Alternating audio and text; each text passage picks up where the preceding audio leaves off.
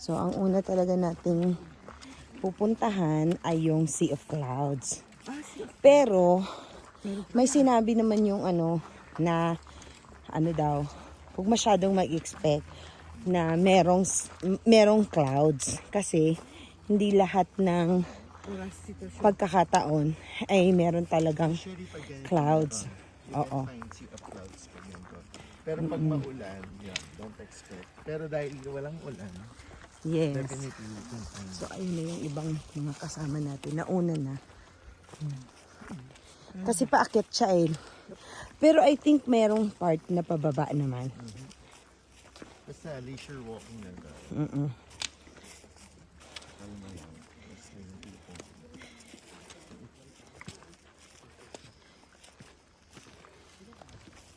Pampatibay ng tuhod to sisi at saka pampalakas ng